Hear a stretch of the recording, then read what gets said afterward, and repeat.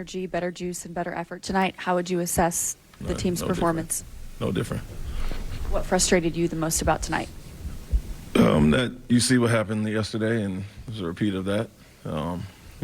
Teams basically looking like they're coming in and playing harder, and they're looking at that mentality that if we play harder than them, we'll beat them. There's no fight, no aggression, no just blank stares. And in the past, if we didn't win or weren't going to win, at least we would get into it, do something about it. And right now it's the same mistakes over and over and over. Things we talk about and show at halftime get worse in the third quarter. And it doesn't look like there's any resistance. One small bright spot was Isaiah Crawford. What did you like about his performance, and could you see him maybe getting more minutes at some point? Yeah, I mean, just the fact that he came in with energy and grabbed loose balls and got his hand on a few, and that alone it stands out, and it shouldn't stand out. It should be the case with everybody. With the current roster, is there anyone you're looking to provide that kind of emotional spark and the energy outside of yourself? The guys that are here that have done it for the last few years. Like, it's not one guy, it's the group in general. And so you have the players that started the year doing it, and until recently at least had that. And so, no, it's not like one guy's going to do it. It's collective. I played, and so I know that you have to bring some juice and energy on the court yourself, and then I got to get them motivated to play, not just against the big teams. And so, but regardless of that, no, it's not one person. What have you noticed in the last two games? It looks like teams are starting to try to hunt Alpi on defense and put him in those pick and roll situations. It's been the case since I've been here, so no different there. And one more, Alpi. Over the last 6 games, I think he's under 40% from the field. What are you kind of seeing with the shots he's getting and why they just aren't falling the way he's used to?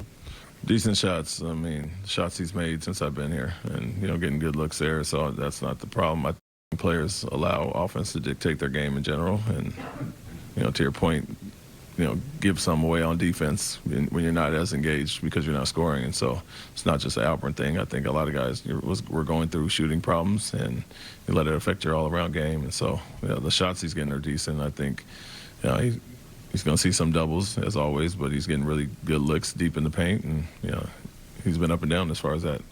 But want the aggression to be there.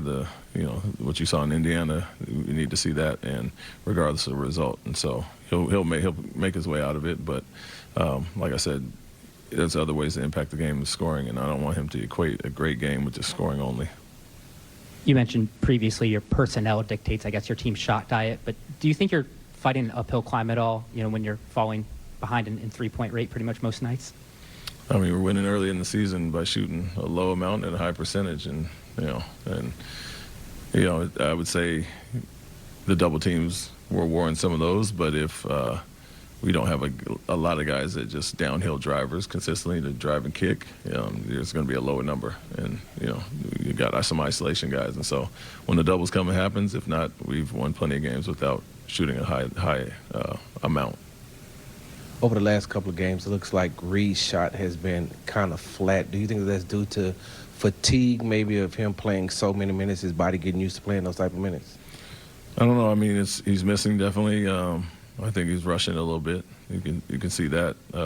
Not sure about the trajectory of it, but great shooter that'll shoot himself out. But it's tough when a lot of guys are slumping as far as that. We had guys that have been in it and shot their way out, and now it's him and Alpi and not being at their best offensively. But like I said, you still have to do it all around, make plays for others, not just worry about shooting only being the only way you impact the game. And he can still make plays, and then you have to defend as well. Tonight, 18 turnovers for 27 points for the Hornets. How many of those do you kind of feel were, I guess, self-inflicted versus anything that Charlotte was doing, like, specifically defensively to kind of force the issue on those turnovers? I mean, I wouldn't say they did anything different or special at all. You drive into the crowd and you see 3-4 guys around you. You don't force it. Find guys on the perimeter.